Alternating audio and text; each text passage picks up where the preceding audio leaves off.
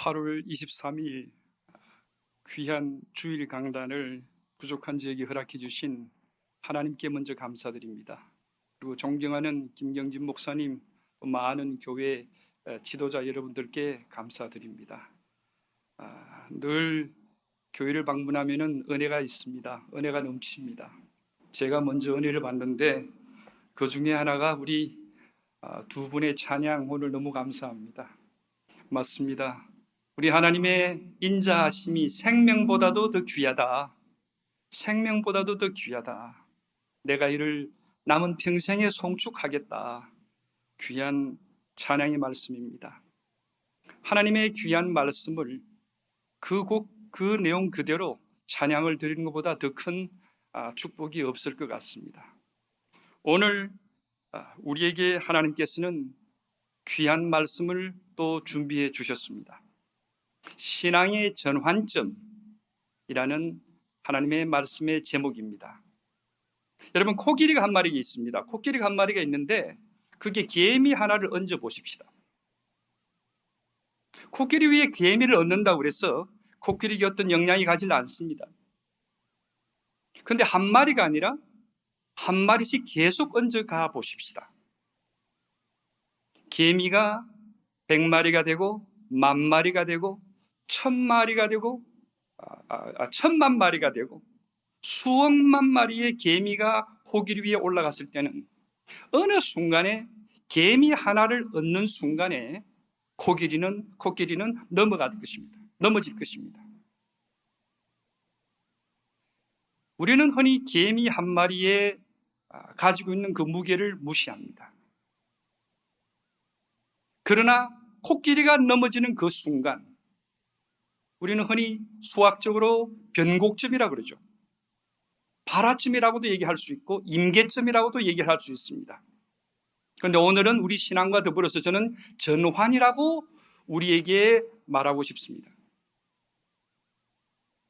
코끼리가 그렇게 강하게 있는데 개미가 하나하나 올라가다 보니까 무너져버리는 그 한 마리로 해서 넘어지는 그 마지막의 순간, 어쩌면은 우리가 지금 당하고 있는 이 세상의 형편이 그렇지 않나 생각을 합니다. 우리 믿는 사람들이 하나님 앞에 큰 죄를 많이 저질렀습니다. 이 세상이, 이 귀하게 만들어 놓으신 하나님이 창조하신 이 세상을 어렵고 힘들게 만들었습니다. 적은 죄를 지을 때는 몰랐습니다. 그러나 그 죄가 쌓여서 지금 그 코끼리인 이 세상이 아픔을 안고 있습니다. 이 세상이 암이 걸린 것입니다. 우리 믿는 사람들의 생각의 관점에서 볼 때는 이 세상이 아픔을 견디다 못해서 이제 쓰러졌고 이제 다시 하나님 앞에서 치료를 받고 일어나야 되는 그 순간이 왔습니다. 세상 어느 곳도 편한 곳이 없습니다. 저것이 나을 것 같아서 그 일을 해보지만은 그 일도 편한 일이 아닐 것입니다. 저곳이 나을 것 같아서 그곳을 가봐도 그것도 편한 곳이 아닙니다. 이제 세상은 새로운 세상의 모습을 가지게 될 것입니다. 그러한 상황을 저는 우리 신앙에 접목해 볼 때에 우리 신앙도 이제 바뀌어야 될 터닝 포인트, 전환점이라고 생각을 하고 싶습니다. 우리 삶에 많은 징조들이 일어나고 있습니다. 그 중에 6, 7가지를 성경에 얘기하며 이거는 종말에 일어날 것이라고 얘기를 합니다. 그것은 배교자, 적 그리스도 거짓 선지자가 나타날 것이고, 곳곳에 난리와 소문이 일어날 것이고, 전쟁이 일어날 것이고, 큰 지진이 일어날 것이고, 전염병이 일어날 것이고, 그러면서 마지막에 1월 성신의 변화가 일어날 것이다 라고 얘기를 하고, 그 이후에 우리 주님이 오신다라고 얘기를 하고 있습니다. 이와 이 말씀에 근거해 볼 때는 우리는 확실히 종말 신앙을 살아야 되겠습니다. 마지막에 1월 성신의 변화를 빼고 나면 모든 일은 일어났고 일어나고 있습니다. 그러나 종말 신앙을 가진 우리들이 생각할 때는 하늘을 바라보면서 살아가야 되는 순간이 온 것입니다. 왜? 마지막으로 1월 성신의 변화만이 있으면 해가 빛을 잃어버리고 또 달과 별이 그들의 모습을 바꾸는 그 상황이 올 것이기 때문에 그런 것입니다. 한쪽으로는 종말의 신앙을 우리는 가지고 살아가야 됩니다. 그러나 이것만 가지고 있을 때는 우리는 현실을 무시하게 됩니다. 하나님이 아직도 24시간을 우리에게 주셨습니다. 하루를 살아가게 하셨습니다. 이 어려운 상황이지만 우리를 이 세상에 두신 하나님의 목적인 현실을 우리는 직시를 해야 되는 것입니다. 한쪽도 택할 수가 없고, 그러나 이 양쪽을 우리는 밸런스를 맞추며 살아가야 되는 것입니다. 현실의 세상 가운데서 우리 주님 예수님의 재림을 바라보며 종말의 신앙을 살아가는 우리의 삶의 모습인 것입니다. 하나님은 우리에게 우리의 운명을 결정해 놓으셨습니다마는 그것을 알게끔 허락치 않으셨습니다. 그러나 하나님께서는 우리에게 우리의 최선을 다하는 선택을 주셨습니다. 우리가 최선을 다해서 하나님의 선을 이 세상 가운데 추구할 때에 우리는 그 하나님의 뜻을 알아갈 수 있는 그런 상황의 지혜를 우리에게 하나님이 주신 것입니다. 우리 인간이 세상을 개척할 수가 없습니다. 세상을 새로 창조할 수가 없습니다. 그러나 분명한 것은 하나님이 만드신 이 세상을, 하나님이 이끌어 가시는 이 경륜과 섭리를 우리는 우리의 신앙의 모습으로 노력하며 최선의 선을 다할 때에 우리는 하나님의 뜻을 알 수 있다는 것입니다. 여러분과 저의 신앙의 정체성은 무엇입니까? 여기에도 우리는 두 가지의 정체성이 나타납니다. 하나는 우리는 성도입니다. 그리고 또 하나는 우리는 죄인입니다. 우리는 죄인의 삶을 살아가고 있다라고 우리를 정의할 때는 우리는 우리가 죄를 지었을 때에 우리는 죄에 대한 핑계를 댑니다. 죄를 합리화시킬 수 있습니다. 그러나 죄인이지만 우리는 성도인 것입니다. 사도 바울은 우리에게 얘기를 합니다. 각 교회들에게 사도 바울은 편지를 보내며 분명한 그들의 정체성을 가르쳐 줬습니다. 성도 갈라디아 사람들아, 성도 에베소 사람들아, 성도 고린도 사람들아, 우리는 성도인 것입니다. 죄인이지만 성도로서의 우리의 삶의 정체성을 가져야 되는 것입니다. 그럴 때의 죄는, 우리는 비록 죄를 짓지만 우리는 죄를 회개할 수 있는 것입니다. 핑계대고 우리의 자신을 합리화시킬 것이 아니라 하나님께 돌아와서 무릎을 꿇을 수 있는 회개의 기회가 우리에게 주어지는 것입니다. 이러한 우리의 삶의 세상의 모습과 우리 자신의 정체성을 바라보면서 하나님께서 오늘 요나를 통해서 이 귀한 하나님의 말씀 요나서, 짧은 4장의 말씀입니다. 많은 내용들이 있는 그 요나서를 통해서 요나, 여러분과 저를 가르쳐 주십니다. 요나 참 특별한 사람입니다. 매장 매절이 귀한 삶의 모습을 보여주고 있습니다. 우리가 매일 겪는 삶, 우리가 평생에 겪는 우리의 삶, 요나의 한 절 한 절의 삶을 통해서 우리 자신의 모습을 보게 하십니다. 요나 대단한 사람입니다. 자기 주장이 분명했던 사람입니다.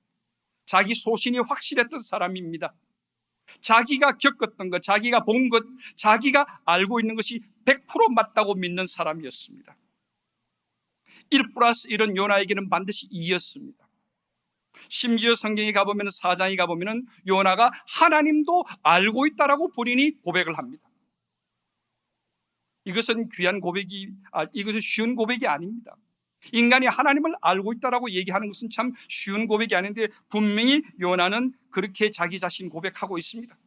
나는 하나님이 이르실 줄 알았다는 것입니다. 나는 이러한 하나님 것을 알았기 때문에 내가 거역했다는 것입니다. 요나의 삶에서는 반드시 철칙이 있었고 그 철칙에 어긋났을 때 모든 것은 그는 거부했던 것입니다. 1+1이 2가 아닌 것이 현실의 세상입니다. 어쩌면 1+1은 2다라는 그 공식은 수학 강의실 아니면 수학 공부 안에만 국한되어 있을지는 모르겠습니다. 그의 적용 학문들에게는 필요할지는 모르겠습니다. 그러나 우리의 삶은 1+1은 5가 되기도 하고 1+1은 2가 아닌 그 모지라는 숫자가 될 수도 있을 것입니다. 우리는 우리의 삶의 경험이 그것을 얘기하고 있습니다만 요나는 그것을 허락지를 않았습니다. 성경은 이렇게 시작합니다. 어느 날 여호와 하나님께서 아미떼의 아들 요나에게 찾아오셨습니다. 요나야, 일어나라, 가서 외치라. 얼마나 새 명령문이 분명하고 또 우리 믿는 신앙인들에게는 정말 귀한 특권의 하나님의 부르심이 아닙니까? 이 귀한 소명을 받았습니다. 그런데 그 다음 절에 가보면은 3절에 요나는 이렇게 얘기합니다. 성경은 이렇게 얘기합니다. 그러나 요나는 여호와의 낯을 피해서 도망을 가버립니다. 그 이유는 딱 하나였습니다. 니느웨로 가서 외쳐라 라는 그 내용 때문이었습니다. 하나님의 소명이 기뻤습니다. 가만히 앉아있다가 일어나라 하시는 하나님의 말씀에 힘을 얻었습니다. 가기를 원했습니다. 외치기를 원했습니다. 그러나 니느웨로 가라는 것입니다. 기쁜 우리 교회의 귀한 성도 여러분들, 우리는 우리의 삶 속에 기쁨이 넘치는 믿음의 귀한 공동체입니다. 기쁨이라는 무엇입니까? 많은 기쁨의 종류 중에 기쁨은 희락이라 그러고 희락은 성령의 열매 중에 하나입니다. 우리 주님께서 우리 속에 계시면서 그 기쁨의 열매를 우리에게 주시기 때문에 그 열매를 받아 먹으로 인해서 우리의 삶 속에 희락이 있는 것입니다. 이 기쁨의 공동체인 것입니다. 그런데 여러분, 늘 기쁘신가요? 그렇지는 않습니다. 여기 오늘의 귀한 말씀을 통해서 이 팬데믹 기간 동안에 우리에게 주시는 하나님의 말씀은 이렇습니다. 요나는 모든 것이 좋았습니다. 단 하나, 미운 사람들이 있었습니다. 니느웨만 생각하면 속이 뒤집어집니다. 니느웨만 생각하면 옛날에 그들이 우리 가족들에게, 나에게, 우리 조상들에게 했던 일이 생각이 납니다. 죽도록 싫습니다. 그들은 저주를 받아야 되고 성경에 나오는 모든 저주가 그들에게 임해야 될 텐데 그들에게 가서 하나님의 귀한 축복의 말씀, 복음의 말씀을 전한다고 그랬을 때에 그들은 구원을 받을 것이고 그들은 구원받아서는 안 된다는 생각이 요나에게는 있었습니다. 그것을 바꾸지를 못합니다. 4장 끝절까지 바꾸지를 못합니다. 분명히 1+1은 2였습니다. 그들은 잘못했습니다. 저주를 받아야 되는 것이었습니다. 용서라는 것이 있을 수가 없습니다. 죽도록 미웠습니다. 여러분, 저에게도 그런 사건이 일어났습니다. 얼마 전에 있었습니다. 미운 사람이 갑자기 생겨났습니다. 그러나 그를 위해서 저는 시간을 정해놓고 무릎을 꿇었습니다. 부르짖었습니다. 시간을 정해놓고 기도를 드리며 부르짖고 난 뒤에 그 시간이 끝났습니다. 그리고는 잊어버렸습니다. 때때로 생각납니다마는 2, 3초 내로 잊으려고 노력합니다. 왜요? 미워하면서 힘들어하면서 기쁘지 않는 일 가운데 우리의 삶의 시간을 소비하기에는 우리의 삶이 너무나 짧기 때문에 그런 것입니다.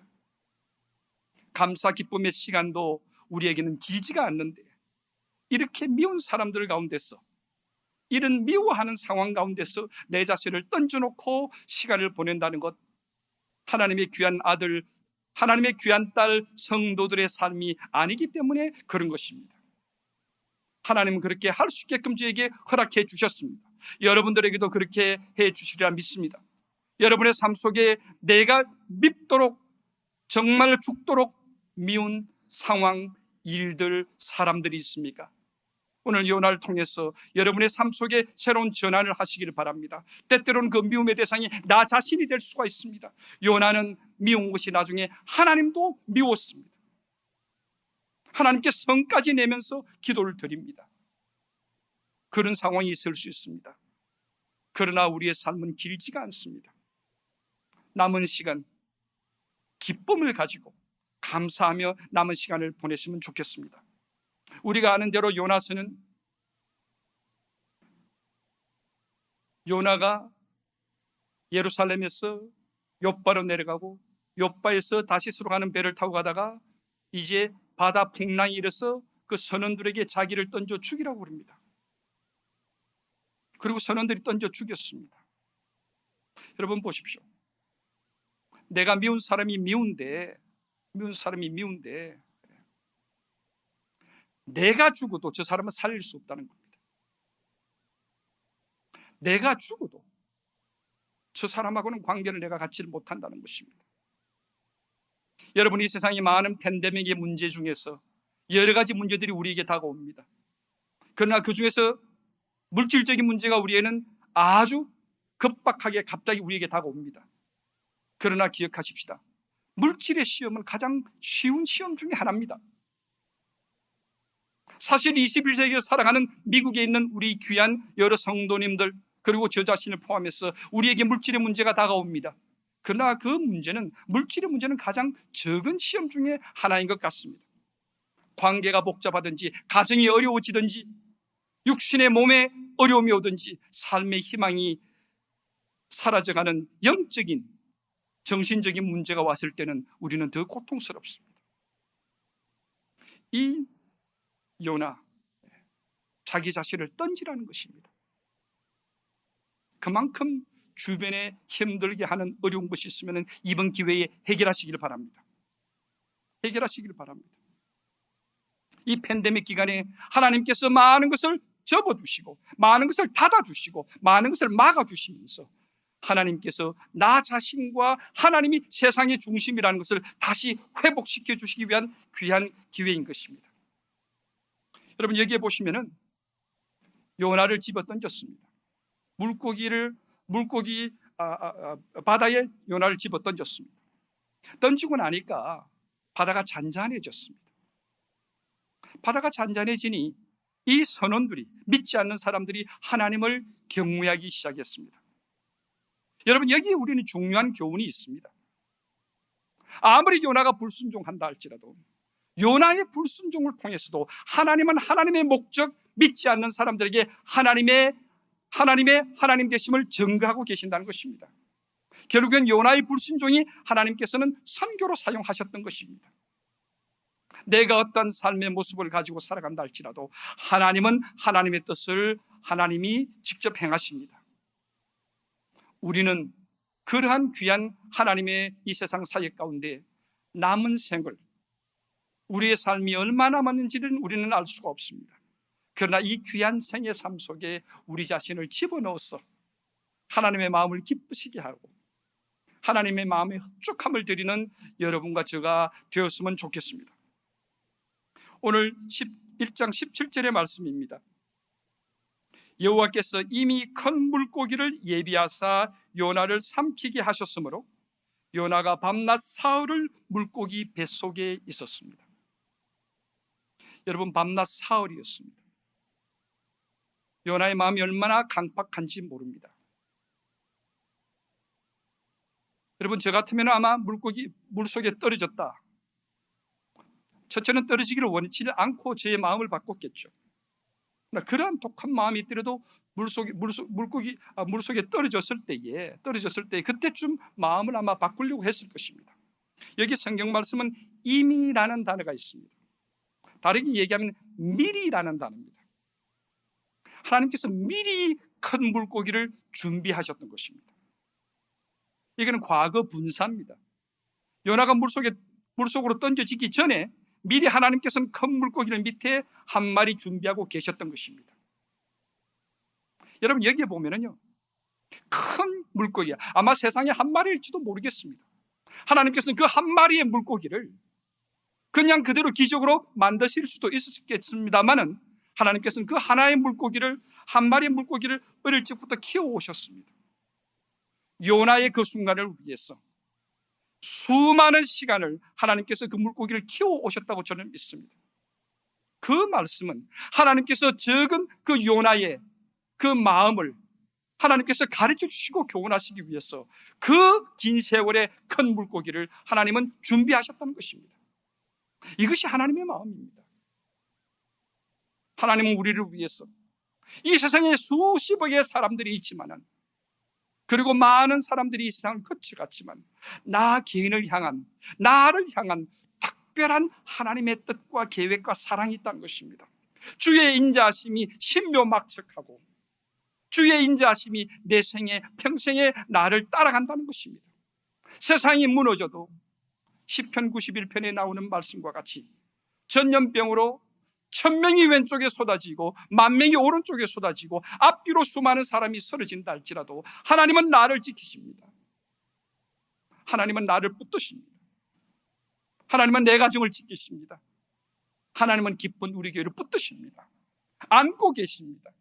어려움이 들어올 것입니다. 힘듦이 있을 것입니다. 그러나 하나님의 철저하신 계획 아래, 크시고 크신 인자하심 아래 우리는 오늘도 보호받고 있을 것이고, 우리는 오늘도 하늘나라로 우리의 걸음을 이 세상 가운데서 씩씩하게 걸어가고 있는 것입니다. 사흘의 시간, 제가 물고기 속에 들어가 있는 상황을 생각을 해봤습니다. 여기 보면은 미역 같은 수풀들이, 물의 수풀들이 머리를 덮어 샀다라고 되어 있습니다. 깜깜하다고 되어 있습니다. 서울, 죽음과 같은 상황 속에 뱃속에 들어가 있다고도 얘기를 하고 있습니다. 물고기 뱃속의 상황입니다. 그러한 상황이 제가 거기에 들어갔더라면 저는 아마 바로 하나님께 무릎을 꿇었을 것입니다. 하나님께서 물고기를 준비하셔서 나를 또 살리셨네, 하나님 제가 죄송합니다, 바로 고백을 했을 텐데 이 요나는 사흘을 그곳에서 보냈습니다. 여러분, 얼마나 요나가 강한 성격의 성품의 사람인지 우리는 알 수 있겠습니다. 1시간이 지나갑니다. 얼마나 답답하고 어렵고 힘든 상황이었습니까? 성경은 얘기를 합니다. 고난으로 말미암아. 자기는 고난 속에 있었습니다. 하루에 종일 고난을 당했는데도 입을 열지를 않았습니다. 이틀이 갔습니다. 사흘이 됐을 때야 입을 열었습니다. 잘못했다는 것입니다. 얼마나 강한 그의 성품입니까? 어쩌면 그 성품이 우리의 성품일지도 모르겠습니다. 우리가 얼마나 내 생각과 내 주장이, 내 뜻이, 내가 아는 것이 중요해서 이 어려운 팬데믹 가운데서도 세상의 모든 사람들이 잘못되었고 대통령이 잘못하고 있고 주지사가 잘못하고 있지 나는 괜찮다고 생각을 하십니까? 내 가정은 괜찮습니까? 내 아들은 괜찮습니까? 세상 가운데서 이름 내기를 원했지 내 아들이 과연 무릎 꿇는 아들인지, 내 딸이 예수 믿는 딸인지, 내가 참 우리 주님의 길을 가고 있는, 세상 가운데 드러내지는 못하지만 내 마음속에 이러한 죄의 상황이 왔을 때 바로 무릎 꿇는 나의 모습인지, 사흘을 가서 끝에 가서 죽을 지경에 우리 주님께 돌아오는 여러분과 저는 아닌지요. 거꾸로 보면은 이런 완악한 사흘 동안 자기의 죄를 고백하지 않고 있는 요나와 더불어서 사흘이나 참아주시는 우리 주님의 모습입니다.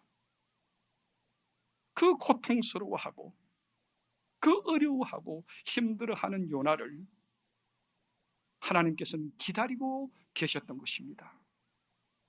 하루를 참으시고 이틀을 참으시고 사흘을 참으시는 우리 주님이십니다.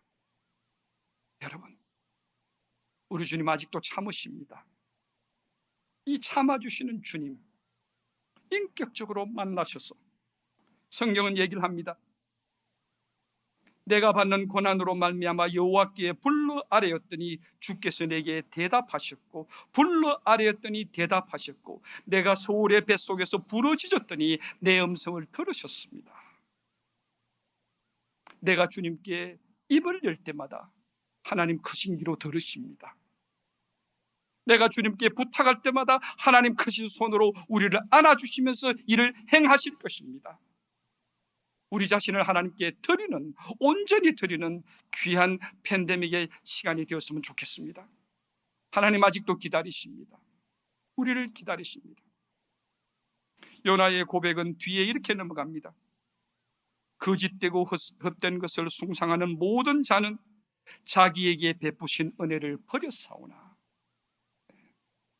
자기에게 베푸신 은혜를 버렸사오나, 거짓된 것을 숭상하는, 하나님 아닌 다른 어떤 것, 심지어 그것이 내 자신이 될 수가 있고 내 자식이 될 수가 있고 내 주변의 어떤 것이, 그것을 숭상하는 모든 사람들은 은혜를 버렸다라고 나옵니다. 은혜라는 것은 무자격자에게 주시는 하나님의 무조건적인 사랑입니다. 자격 없는 우리에게 주시는 하나님의 끝없인 조건 없으신 사랑이 은혜인 것입니다. 우리는 혹시 이 요나가 고백하듯이 우리의 자만으로 인해서, 우리의 고집으로 인해서, 우리의 맞다고 생각하는 그 주장으로 인해서 우리의 주변 사람들을 아프게 하고 힘들게 하며 나아가 우리 하나님을 힘들게 할 때에 자기에게 베푸신 은혜를 버린 사람이 되지가 않는지요. 여러분, 이러면서 요나는 고백합니다. 나는 감사하는 목소리로 주께 제사를 드리며 나의 소원을 주님께 갚겠습니다. 구원은 여호와께 있습니다 라고 기도가 마칩니다.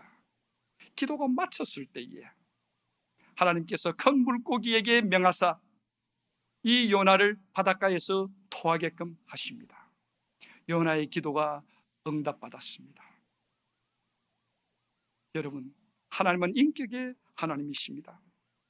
여러분과 저의 삶 속에, 힘들고 어려운 우리의 삶 속에 어떤 것보다도 많은 일을 우리는 준비를 해야 됩니다. 계획을 짜야 됩니다. 전략을 짜야 됩니다. 방법을 간구해야 됩니다.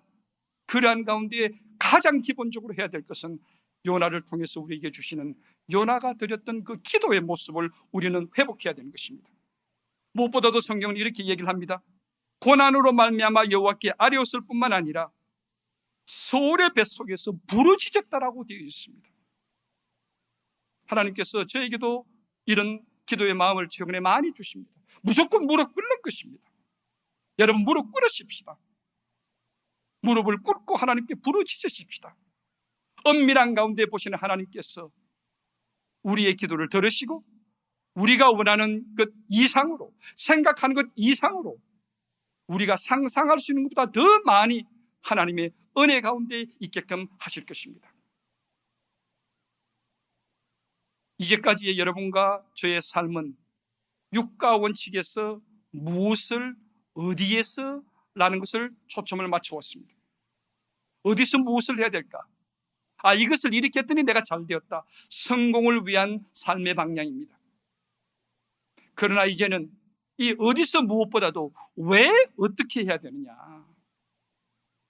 왜 하느냐, 어떻게 해야 되느냐, 의미와 가치에 초점을 맞추는 삶을 살아야 되겠습니다. 우리는 충분히 가졌습니다. 내일은 먹거리가 없다 할지라도 우리는 괜찮습니다. 살아갈 수 있습니다. 중요한 것은 왜 내가 살아가야 되느냐 하는 것입니다. 요나서 것은 이렇게 끝납니다. 우리가 잘 아는 대로 요나가 이제 구원을 받았어. 물고기 뱃속에서 나와서 니느웨 성으로 갑니다. 그러나 3장 4장에 보면은 요나는 하나님의 귀한 은혜를 맛보고도 옛날의 모습으로 돌아가 버립니다. 니느웨 성에서 외친 것은 딱 5말밖에는 없습니다. 40일 이후에 이 니느웨 성이 무너진다. 저주의 복음의 말씀이었습니다. 그러나 이 니느웨 백성들이 전부 다 회개를 합니다. 그러자 요나는 다시 화가 납니다.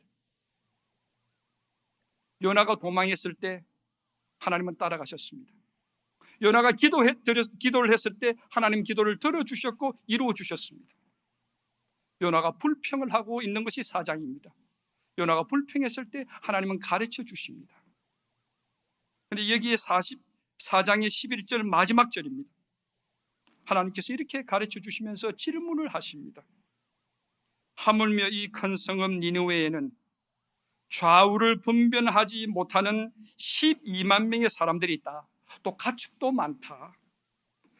내가 어찌 이들을 아끼지 아니하겠느냐? 라는 질문, 퀘스천 마크로 하나님의 말씀이 끝이 납니다. 이제 요나가 대답을 해야 될 시점입니다. 이 질문의 말씀이 여러분과 저에게 주시는 하나님의 귀한 말씀입니다. 여러분 지금 괜찮으십니까? 이대로 괜찮으십니까? 곧 우리 주님을 하늘에서 공중에서 만나 뵙든지 내가 죽어서 우리 주님 앞에 설 것입니다. 그 순간까지 우리는 이 질문을 계속 안고 가게 될 것입니다. 과연 12만 명을 죽여도 너가 마음이 편하겠니? 그의 가축들도 다 죽여도 너 마음이 편하겠니? 내가 그들을 돌봐야 되지 않겠니?